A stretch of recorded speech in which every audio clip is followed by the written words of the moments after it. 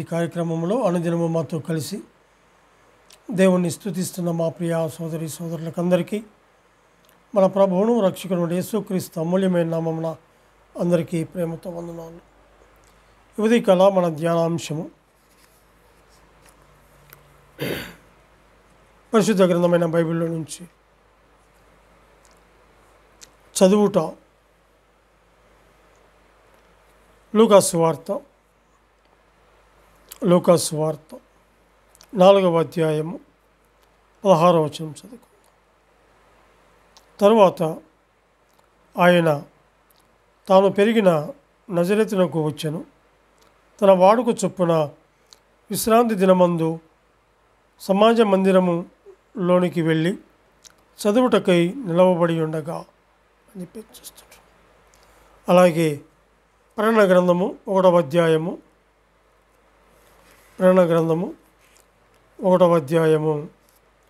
3వ వచనం కూడా చదువు.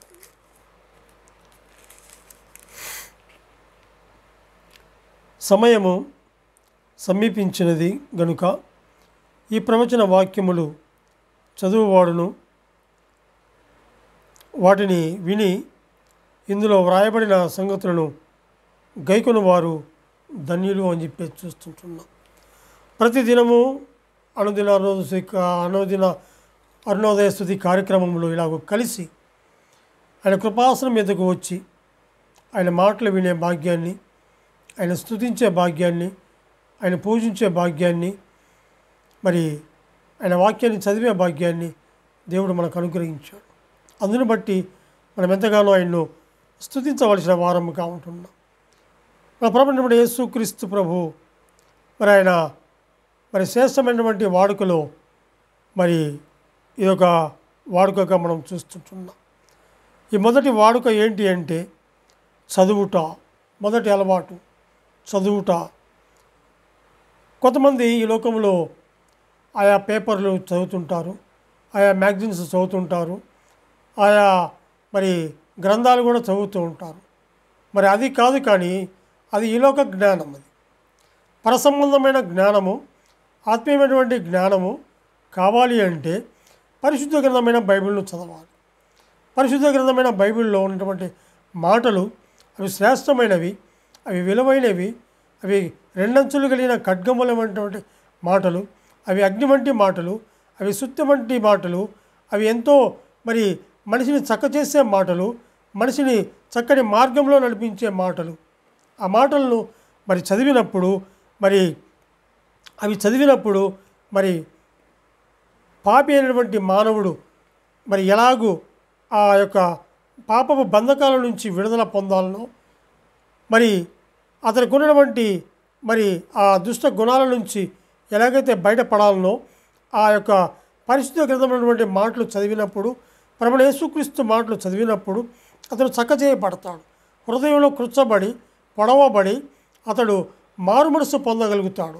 కాబట్టి ఈ లోకంలో ఉన్నటువంటి మ్యాగజైన్స్, ఈ లోకంలో ఉన్నటువంటి గ్రంథాలు, ఈ లోకంలో ఉన్నటువంటి నవల్స్ అవి చదివితే ఈ లోకం వరకే జ్ఞానము. కానీ అయితే ఈ యొక్క పరిశుద్ధ గ్రంథమైన బైబిల్ చదివితే పరలోక సంబంధమైనటువంటి ప్రతి ఆశీర్వాదమును, ప్రతి ఒక్క మాటను ఆయన మన కొరకై వ్రాసిచ్చాడు.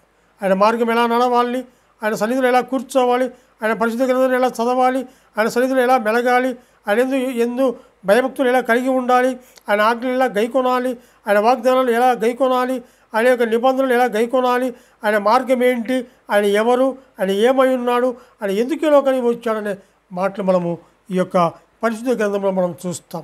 అయితే ఇక్కడ క్రీస్తు వాడుక చొప్పున క్రీస్తు యేసు వాడుక చొప్పున సమాజ మందిరములో యెషయా గ్రంథము చదువుతున్నట్లుగా మనం గమనిస్తూ ఉంటున్నాం. యేసు ప్రభువు వాక్యము చదువుట యందు, ధ్యానించుట యందు, తర్కించుట యందు వాడుక కలిగిన వాడుగా ఉన్నాడు. కావున మనము మన జీవితంలో పరిశుద్ధ గ్రంథమును చదివి దానిని ధ్యానించుచు దాంట్లో ఉన్న అనుభవాలు, దాంట్లో ఉన్నటువంటి కట్టడలు, దాంట్లో ఉన్నటువంటి నిబంధనలు మనం తెలుసుకోవాల్సిన వారముగా మనం ఉంటున్నాం. అలా తెలుసుకున్నప్పుడు మనము ధనులముగా ఉంటాం. ఎందుకంటే అట్టి ధనకరమైన జీవితము మనకు అనుగ్రహించాడు. లోకంలో ఉన్నవారికి ఉందా అంటే లోకంలో ఉన్నవారికి లేదు అని చెప్పాలి. ఎందుకంటే నిన్ను నన్ను ఆయన స్వరక్తం ఇచ్చి సంపాదించినటువంటి మరి ఆ సంఘంలో నిన్ను నన్ను చేర్చాడు. ఆయన స్వరక్తంతో నిన్ను నన్ను కొన్నాడు. ఆయన విలువ పెట్టాడు. ఆయన ప్రాణము పెట్టాడు. ఆయన నీ కొరకు నా కొరకు మరి ఆయన కల్వరిగిరిలో రక్తం చిందించాడు.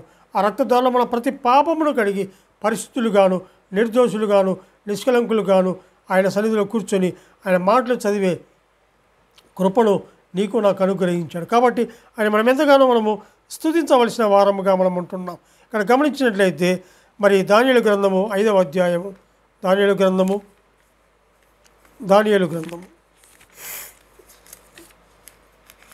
5వ అధ్యాయము 8వ వచనం చదువుకుందాం. 8వ వచనం. రాజు నియమించిన జ్ఞానులందరూ అతని సముఖమునకు వచ్చిరి, కానీ ఆ వ్రాత చదువుట అయినను దాని భావము తెలియజెప్పుట అయినను వారి వల్ల కాకపోయిను అని చెప్పి చూస్తుంటున్నాం. ఇక మనం గమనించినట్లయితే ఇక్కడ మరి ఆ కళాభావాన్ని మరి అది తెలియపరచడానికి మరి వారికి మరి వల్లపడకపోయినట్లుగా చూస్తుంటున్నాం. రాజు నియమించిన జ్ఞానులందరూ అతని సమ్ముఖంలోకి వచ్చారు. వచ్చిన వారు ఆ వ్రాతను చదువుట అయినను దాని భావమును తెలియజెప్పుట అయినను వారి వల్ల కాకపోయెను అని చెప్పి చూస్తుంటున్నాం. అయితే దాని భావమును మరి తెలియపరచడానికి మరి అక్కడ గమనించినట్లయితే 16వ వచనంలో గమనించినట్లయితే నీవు సమర్థుడవని నిన్ను గూర్చి విని ఉన్నాను కనుక ఈ వ్రాతను చదువుటకును దాని భావమును తెలియజెప్పుటకును నీకు శక్యమైన ఎడల నీవు ఊదారంగు వస్త్రము కట్టుకొని మెడను సువర్ణ కంఠ భూషణము ధరించుకొని రాజ్యంలో 3వ అధిపతిగా ఏలుదువు అని చెప్పేసి చూస్తుంటున్నాం. ఇక్కడ గమనించినట్లయితే అక్కడ దానియేలు మరి ఆ యొక్క కళాభావాన్ని చెప్పడానికి మరి దేవుడు ఇచ్చిన జ్ఞానాన్ని బట్టి ఆయన ఆ కళాభావాన్ని చెప్పడానికి ఆయన వచ్చిన వాడుగా మనం చూస్తుంటున్నాం. ఆ 3వ అధిపతిగా ఏలుదువు అని చెప్పేసి మనం చూస్తుంటున్నాం.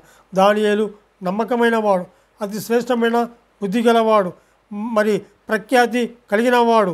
అంత మాత్రమే కాదు, దానిల మీద ఒక శాస్త్రము రాయబడిందని తెలిసి కూడా ఆయన మరి యథాప్రకారము ఆయన ఇంటికి వెళ్ళి మరి యెరూషలేము వైపు కిటికీలు తెరిచి ఆయన ప్రార్థన చేసిన వాడుగా ఉన్నాడు. అనుదినం అలా చేసేవాడుగా ఉన్నాడు. అనుదినమైన స్తుతించేవాడుగా ఉంటున్నాడు. మరి కళాభావాన్ని కూడా చెప్పే జ్ఞానాన్ని దేవుడు ఆయనకు అనుగ్రహించినట్లుగా మనం చూస్తుంటున్నాం. అక్కడ 11వ వచనంలో చూసినట్లయితే 5:11లో నీ రాజ్యంలో ఒక మనుషుడు ఉన్నాడు, అతడు పరిశుద్ధ దేవతల ఆత్మ గలవాడు. నీ తండ్రి కాలములో అతడు దైవ జ్ఞానము వంటి జ్ఞానమును బుద్ధియు తెలివియు గలవాడయునుట నీ తండ్రి కనుగొనెను కనుక నీ తండ్రి అయిన రాజుకు నెబుకద్నెజరు అని చెప్పేసి మనము అక్కడ గమనిస్తూ మనం చూస్తుంటున్నాం. కనుక 12వ వచనంలో గమనిస్తే ఈ దానియేలు శ్రేష్టమైన బుద్ధి గలవాడే, కళలు తెలియజేయుటకు మర్మములను బయలుపరచుటకు కఠినమైన ప్రశ్నలకు మరి ఉత్తరం ఇచ్చుటకు జ్ఞానమును తెలివి గలవాడు అని చెప్పేసి మనం చూస్తున్నాం. ఆ కళాభావాన్ని చెప్పిన వాడుగా మనం చూస్తుంటున్నాం. అంత మాత్రమే కాదు, కానీ మరి అపోస్తుల కార్యముల గ్రంథము 15వ అధ్యాయము 15వ అధ్యాయము 21వ వచనం చదువుకుందాం. 21వ వచనం. ఏలయనగా సమాజ మందిరములలో ప్రతి విశ్రాంతి దినమున మోషే లేఖనములు చదువుట వలన మునుపటి తరముల నుండి అతని నియమమును ప్రకటించువారు ప్రతి పట్టణములో ఉన్నారని మనం చూస్తుంటాం. ఇక్కడ మన అంశం ఏమిటంటే చదువుట వలన మునుపటి తరముల నుండి అతని నియమమును ప్రకటించువారు అని చెప్పేసి చూస్తుంటాం. మన ప్రభువైన యేసుక్రీస్తు మొదటి అలవాటు ఏంటి అంటే వాక్యమును చదివే అలవాటు, వాక్యమును తెలియపరిచే అలవాటుగా మనం చూస్తుంటున్నాం. అది మాత్రమే కాదు, కానీ తిమోతికి వ్రాసినటువంటి మొదటి పత్రిక